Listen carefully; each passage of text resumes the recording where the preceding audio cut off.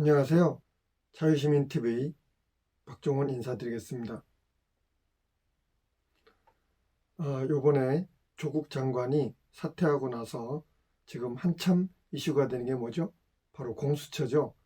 이 공수처에 대해서 제가 정리를 해보도록 하겠습니다. 공수처가 뭐길래 여당은 그렇게 강력하게 강행하려고 하고 또 야당은 그렇게 강하게 반대하려고 하는가? 그것을 한번 살펴보도록 하겠습니다. 우선 공수, 이 고위공직자 범죄수사처라는 그런 내용입니다. 근데 공수, 어떤 생각이 들죠? 공수, 공수병, 광견병 뜻하는 거죠. 그 이제 사람들은 이 공수처에 대해서 여러 가지 상상을 합니다. 그런 중에 광견이 되는 것이 아닌가. 그래서 사람들이 엄청나게 힘들게 되는 게 아닌가 해서 이제 공수처, 공수라고 이야기를 합니다. 미친 개한테 물리면 그 물을 두려워하는 현상이 생기는데 그걸 공수병이라고 얘기를 하거든요. 그래서 공수처에 대해서도 그런 비슷한 그 비유들이 생겨나는 것 같습니다. 또 공수, 이 공포의 수사기관, 사실 이 공수처가 이 수사권과 기소권을 동시에 거머쥐므로써 이 상당히 강력한 그런 기관이 되지 않을까 그렇게 생각을 합니다. 그런 두려움 때문에 공포의 수사기관, 이런 생각이 들고요. 또 하나는 이것이 정권의 입맛에 맞게 그 사용된다는 점에서 공수, 흔히 이제 좀 강하게 얘기해서 꽁수라 그러죠. 그 속된 말로는 꼼수라고도 하고, 물론 이제 꽁수라는 것은 이제 바둑에서 어떤 사람들을 속이는 그런 수를 뜻하는데, 이 꼼수라는 것도 그런 비슷한 것으로 그 잔재주를 부리는 것을 뜻합니다. 그래서 이런 공수처와 관련해서 여러 가지 비유들이 별로 이렇게 좋지 않은 그런 것입니다. 저는 이 공수처에 대해서 이번 시간에 알아보도록 하겠습니다. 이 공수처의 모델은 여러 가지가 있는데 흔히 싱가포르의 부패행위조사국 CPIB라고 그러죠. 이게 영국 식민지 때 1952년에 만들어졌는데 1960년부터 강력하게 시행이 됩니다. 또 하나의 모델은 홍콩의 염정공서, 청렴한 동물을 본다는 점에서 염정공서라고 하는 게 있는데 이게 1974년에 만들어집니다. 그리고 영국에는 중대비리조사청, Serious Fraud Office, 그래서 SFO라는 게 1987년에 만들어지고요. 뉴질랜드와 오스트레일리아도 이듬해인 1988년에 만들어지게 됩니다. 그리고 미국에는 정부윤리청이라고 OGE라고 만들어집니다. 1989년. 이런 것들이 우리 공수처의 모델이라고 되어 있습니다. 2019년에 패스트 트랙을 하면서 백혜련 의원이 대표 발의한 이 공수처 법에 따르면 싱가포르의 탐호조사국이라고 써 있네요. 부패행위조사국 그리고 홍콩의 염정공서를 모델로 하고 있습니다. 그러면 왜 이 나라들을 모델로 했을까요? 표에서 보시다시피 아시아권 나라들의 그 2018년 부패 인지지수 순위를 볼 수가 있는데요. 그것은 Corruption Perception Index, 부패 인지 지수라고 그래서 점수화 시켜서 나라를 쭉 서열을 매겨놓은 게 있습니다. 거기에 이제 싱가포르가 3위고 홍콩이 14위입니다. 일본은 18위고 대한민국은 쭉 내려와서 45위입니다. 그래서 한국은 이제 싱가포르의 제도와 홍콩의 제도를 모델로 하고 있습니다. 그러면 이런 것은 어떤 일을 했을까요? 싱가포르의 이 부패행위 조사국이라고 있습니다. 그것은 이제 독립성과 청렴성으로 유명한데 무엇보다도 1965년 리콴유 총리의 오른팔로 불렸던 탄키아킨 장관을 처벌을 했습니다. 그리고 1976년에는 리콴유 전 총리의 친구인 위툰분 국무장관이 부패 혐의로 기소될 정도로 권력의 측근들도 가차없이 처벌하는 것으로 유명합니다. 그렇기 때문에 우리나라도 바로 이런 사례를 본따야 된다 이런 이야기를 하고 있는 것입니다. 그리고 홍콩의 염정공서 같은 경우도 홍콩 특별행정구 장관이 직접 지휘하는 독립적인 기구고요. 이것이 부패 혐의자를 영장 없이 체포하고 48시간 동안 구금할 수 있는 수사 권한을 보유하고 있습니다. 이런 탐호조사국, 부패 조사국과 이 염정공서가 있기 때문에 싱가포르와 홍콩의 순위가 굉장히 높아졌습니다. 그럼 이 나라들은 왜 이렇게 부패 행위를 확실하게 처단하려 했을까요? 그것은 바로 외국 무역을 하면서 부패 행위가 있으면 외국 상인들을 끌어들이기 힘들기 때문이었습니다. 그래서 글로벌 표준을 마련해야 된다. 이런 기준에 따라서 만들어진 것입니다. 그리고 이런 것들이 외국의 사례인데요. 그럼 우리나라는 그런 일이 없었느냐? 우리나라에도 있었습니다. 시간을 거슬러 올라가면 1974년 초에 단행된 이 부처별 공무원 숙정, 그리고 1975년부터 시작된 서정쇄신, 그리고 77년 2차 숙청, 이제 유신체제 때 일어난 일인데요. 국민들이 이 부정부패에 대해서 염증을 느끼고 있기 때문에 이것을 확실하게 처단한 것입니다. 홍콩의 사례나 싱가포르 사례나 이런 것들이 최고 책임자의 직속으로 있었던 것과 마찬가지로 이때도 박정희 유신 치하에서 강력한 집행력을 가졌던 것입니다. 근데 이제 1987년 민주화가 되고 나서는 이제 그런 방법으로 이루어지는 것이 아니라 특검법, 특별검사를 임명하는 형식으로 해서 권력형 비리를 처단하게 됩니다. 바로 이런 특검법에 의해서 온노비 사건 특검법이 있었고, 대북 송금 특검법이 있었고, 이명박 특검법이 있었습니다. 그러다가 2014년에 상설 특검법이 만들어지죠. 물론 이것은 특검을 상설화하는 그런 것은 아닙니다.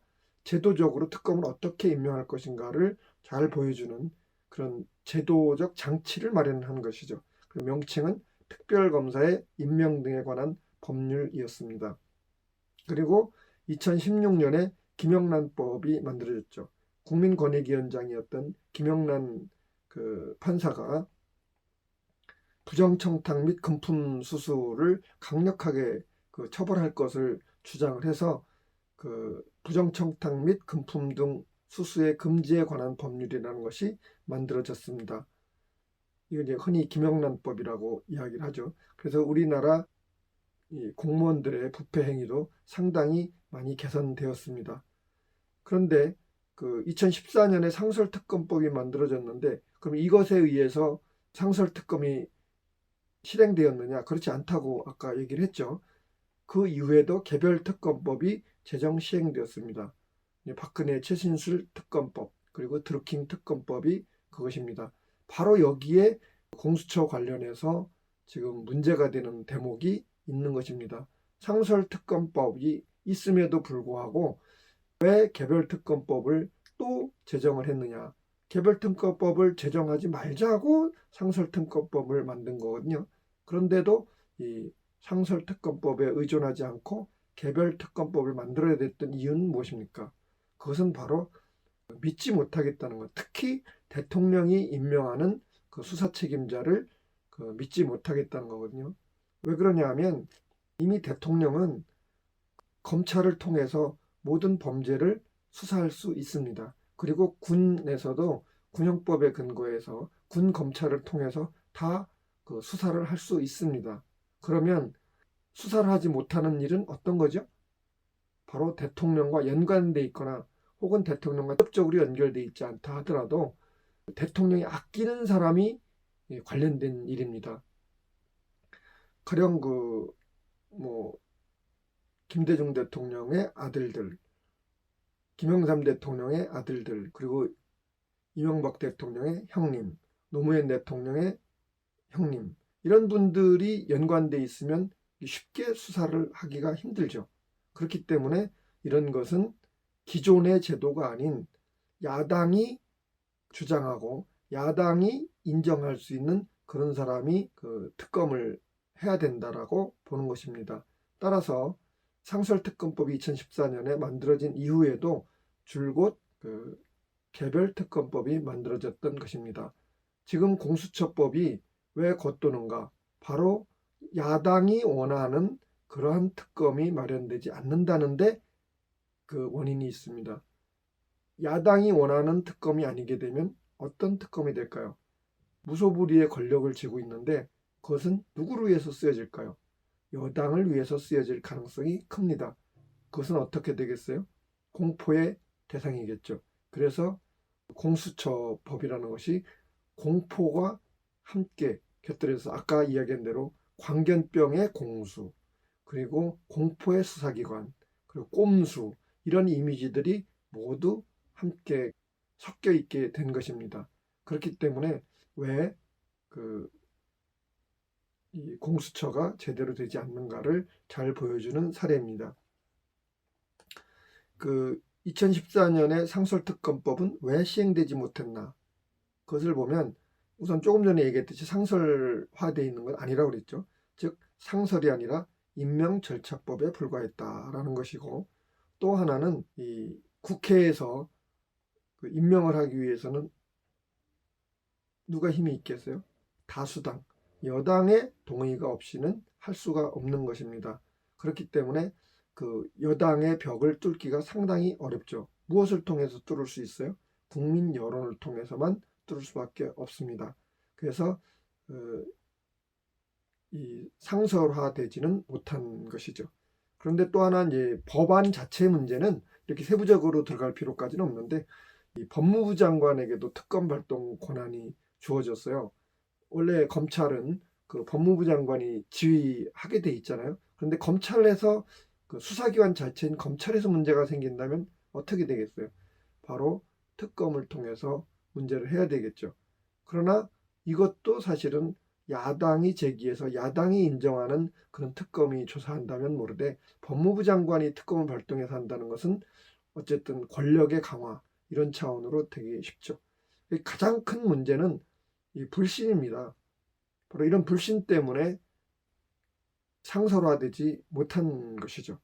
예전에 신문에 2017년 연합뉴스네요. 여기에 이제 기사에 어떤 내용이 나오냐면, 외국의 싱가포르나 홍콩이나 영국이나 미국의 사례를 보면서 이런 부패 수사 전담 기구도 운영하는 국가 지도자가 강력한 부패 척결 의지와 확고한 법적 토대를 가지고 또 국민적 지지를 확보한 경우에는 성공하지만, 그렇지 않은 경우에는 정치적 보복의 대상이 되거나 부패한 지도자에 의해 한순간 무력화되기도 한다라고 썼던 것입니다. 바로 이 문제를 해결하지 못하면 공수처 문제는 한 발짝도 나아갈 수 없는 것입니다. 그래서 2014년 상설특검법이 시행되지 못했다라는 것을 말씀드리겠습니다. 그러면 이번에는 문재인 공수처법에는 왜 반대가 심한가를 살펴보도록 하겠습니다. 권력형 비리가 있다면 권력형 비리 수사를 제일 강력하게 요구하는 쪽은 어디겠습니까? 당연히 야당이겠죠. 그래서 야당이 이걸 요구를 해야 되는데, 지금은 이상하게도 야당이 반대를 하고 있고 여당이 이걸 추진하고 있습니다. 근데 야당이 반대를 하는데, 이 공수처가 상당히 강력한 독재 기구가 될 것이다 라고 얘기를 하고 있습니다. 그럼 왜 이 공수처가 강력한 독재 기구가 될 수 있을까요? 지금 대통령은 이미 검찰을 지휘를 할 수 있습니다. 군 총사령관으로서 군대도 지휘할 수 있습니다. 군 검찰을 통해서 비리를 수사할 수가 있습니다. 그런데도 불구하고 공수처를 만든다는 것은 공수처가 공무원들 뿐만 아니라 누구도, 군도 수사할 수 있고 또 국회의원도 수사할 수 있고 또 판사들도 수사할 수 있습니다. 바로 이렇게 우리나라에 현존하는 보통 이제 3급 이상의 이제 고위 공무원들을 모두 수사할 수 있는 그런 강력한 기관이고, 또한 기소를 할 수 있는 기관입니다.